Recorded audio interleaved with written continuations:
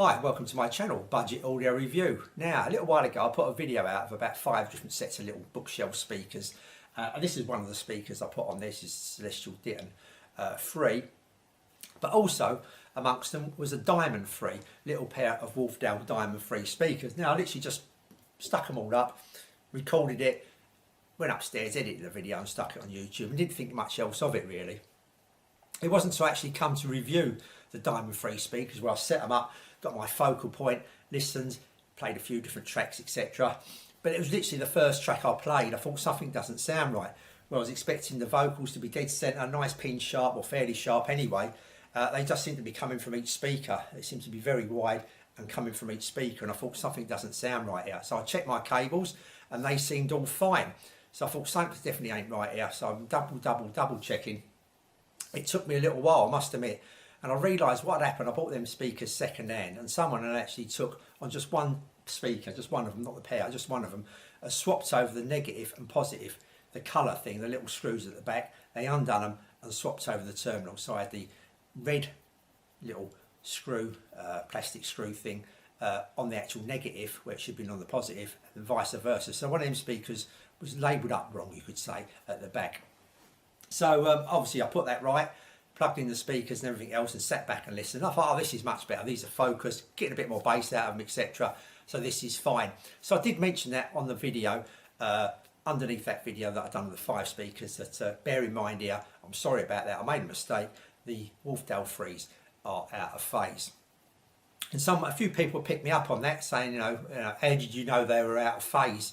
And like I say, the telltale sign for me was that the image of the vocalist, mainly that I listened out for, wasn't bang centre or towards the centre. You know, sometimes it can be just slightly off, but it wasn't bang centre and it wasn't nicely focused and that. And so much for the rest of this. You know, once you listen to the actual vocalist, then you start realising the instruments are not coming from where they usually do. I usually play a lot of the same tracks, so I know where things are going to come from, instruments, etc.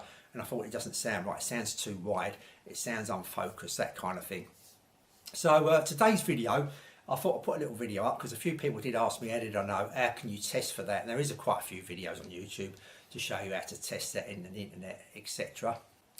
So I'm going to talk about phase and polarity. I'm going to narrow out polarity here as just a simple explanation where the positive of my amplifier was going to the wrong terminal of that Wolfdale speaker. So the positive of my amplifier was going to the negative of that speaker, and the negative of my amplifier was going to the positive of that speaker. So the polarity was wide up wrong, the polarity was wrong.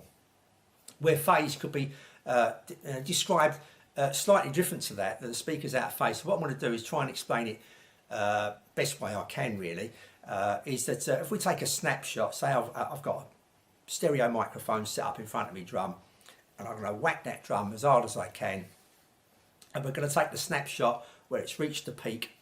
So both speakers are positive, so both speakers are going to be pushing outwards towards you, so they're both exactly the same as long as you've got your speakers the same distance apart from you and you're sitting dead centre. Both them waves are going to hit you at the same time, so you can go boom and they're going to come out exactly the same. So this is where phase maybe just can deviate a little bit. Trying to give another example of exactly the same thing where both them speakers are being pushed out at the same time, but I'm sitting here and I've got one speaker pretty close to me here, and I've got the other speaker quite a few hundred yards down the road. I'm exaggerating a bit here, but I just want to kind of give you the difference here. So when that wave hits my ear hole, it'd be at the top, say it just comes out, hits my ear at the top. But by the time this wave gets here, the distance and the time it takes, I know it's a little bit different, but it's just going to show you that that wave, by the time it reaches me, is not going to be in sync with this wave here. So both are not going to be at the top. This one's going to be slightly different. By the time that wave comes through the air, obviously it's getting smaller and smaller, so it sounds distant anyway, but say it did reach me exactly the same volume, the distance between them would put that, and it's only minusculely, we're not talking about a vast amount, it's going to put it slightly out of phase where both peaks are not hitting both my ear holes at exactly the same time. One's just slightly delayed. Now this delay obviously here in this case is the distance, where, you know, the speed of sound, the distance. I mean, sound travels pretty fast, but there is going to be a very slight difference. Just trying to explain that the phase could be slightly out here. Another way is also to have both speakers dead next to me here, but have one cable just say 3 meters long and the other cable 300 miles long. So I know the speed of electricity is pretty much the same as speed of light, near enough. There's a few discrepancies people say about it, but we'll take it on face value. It's the speed of light, so it's going to travel really, really fast. But you know, if you've got a measuring equipment that can go down to that kind of like small minuscule delay, there would be a slight, very slight, very, very, very slight delay of that sound in both my ear holes at exactly the same time. One would be slightly delayed than the other, so that would be slightly out of phase. So there you got phase and polarity. Hopefully I've explained them, how they can differ there, kind of thing. So what I'm going to do is show you a little video here of me actually testing this speaker to make sure the connections are right, it's in phase, showing you how you would tell this speaker's in phase or not. And also I've got a couple of other speakers that I'll show you how to show when, you know, which is in phase and which is out phase. So I'll just play that little video now. So we have the positive of the battery connected to the positive of the speaker. The negative here is connected to the negative of the speaker. I'm going to connect it to the battery and you'll see this cone come out. There you go. So it's negative of the battery to the negative of the speaker, positive of the battery to positive of the speaker, keeping the speaker in phase, and the cone coming outwards as shown. Okay, what I've done there is swapped them over. So this positive here is actually connected to the negative of this speaker, and this negative here is connected to the positive of this speaker, so now out of phase. So when I do this with the battery, the cone should go inwards. And as you can see, the cone is going inwards. So this is out of phase, with the positive going to the negative and the negative going to the positive, thus out of phase. Okay, here we have the speaker laying down, and we've got the positive, the battery connected to the positive of the speaker, negative of the battery connected to the negative of the speaker. But it will do once I make the connection, and you'll see the speaker actually pop out hopefully. So if we connect up,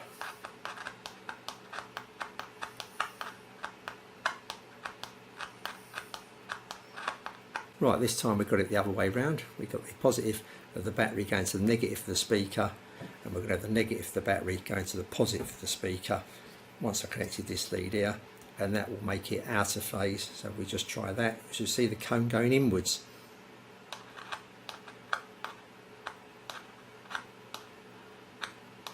So there you can see, maybe if you've got a speaker and you weren't too sure which way it's supposed to be wired up, you could tell by just using one of these little 1.5 volt batteries, a couple of crocodile clips or something like that, which I used.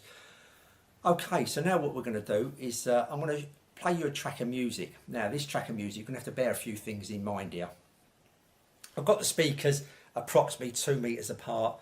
I've got my microphone set up in the sweet spot, but it's only this little Tascam recorder I'm using, and the mics are pretty close to each other. They do pan outwards, but they're pretty close to each other, so obviously they're not as wide as my ear holes. You've got sound waves bouncing off the walls as well, so bear that in mind as well. But hopefully you're going to hear the difference here between a track that I've got off a YouTube library that's got the vocals when in phase, if you're listening on your headphones or if you're listening on a pair of speakers or something, FM speakers, not towed in but outwards like that. So you'll hear the difference, hopefully, of the first, you know, when it's in phase, the vocals will be dead centre. When the bass comes in, it'll be fair, you know, a fair bit of weight to that bass compared to when I play it back out of phase. That bass will not disappear, but it'll be a lot less bass. The vocals will be a bit more sparse. The sound sounds a bit more distant than what it did when it was in phase. You should get the general picture here of where in phase and out of phase differ on a recording. And what I'm going to do also, I'm going to put that track as a separate track because I don't want to keep this video too long, of it in and out of phase as a direct recording. So the recording, I'm going to get that recording, I'm going to make one channel out of phase like I do with the video I'm going to show you now with my microphone, but I'm actually going to have a direct recording of that recording out of phase, and that's going to be much more apparent on your speakers. That'll be a separate video, just a little kind of test track really for you to test out maybe. But I mean, obviously experiment yourself. You've only got to go around the back and unplug the positive and put it in the negative, and unplug the negative and put it in the positive. Use your speakers. It's fairly straightforward. get a focal point, sit down, listen to a track, then swap it over and hear the difference, and you will hear the difference. So anyway, let's play this little track of the music in phase and out of phase. I know you told your friend you're not okay, and tell me what's wrong and why you never said you felt that way. Guess you're trying to stay strong and fake a smile until I look away. But I've known you too long, it hurts to watch your blue eyes fade to gray as you fade away. As you fade away.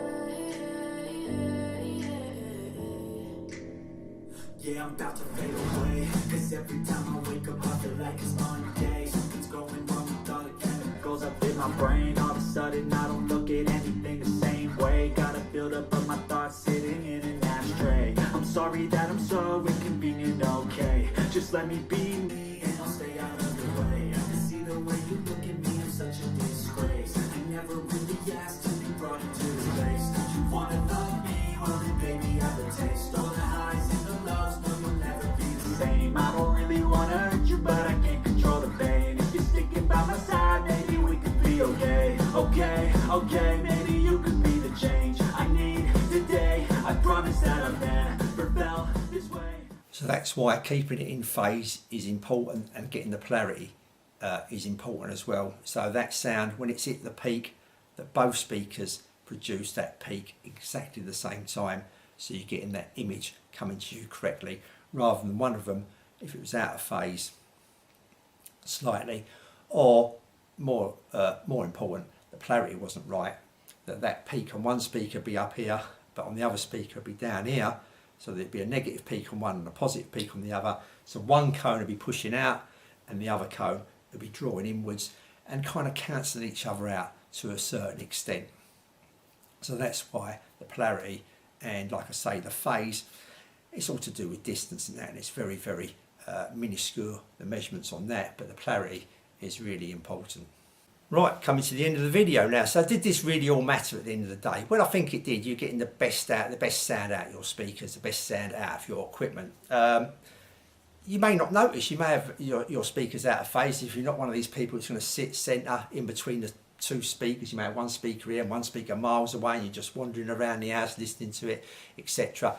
You may have not noticed, but hopefully you would have noticed that the bass is not so much, not so present as it would be if it was in phase. But if you're one of these people who's going to sit in between the two speakers, then it's a vast amount of difference. You're going to get everything nice and centred, the vocals nice and centred, they're going to be nice and focused. It's not going to be so sparse kind of thing, it's not going to be so distant, and all the instruments are going to come in at the right place, everything, it's going to give you a proper sound stage of how it actually should sound. And I think you're going to get a lot more enjoyment out of it, sitting close up and personal, listening to that track.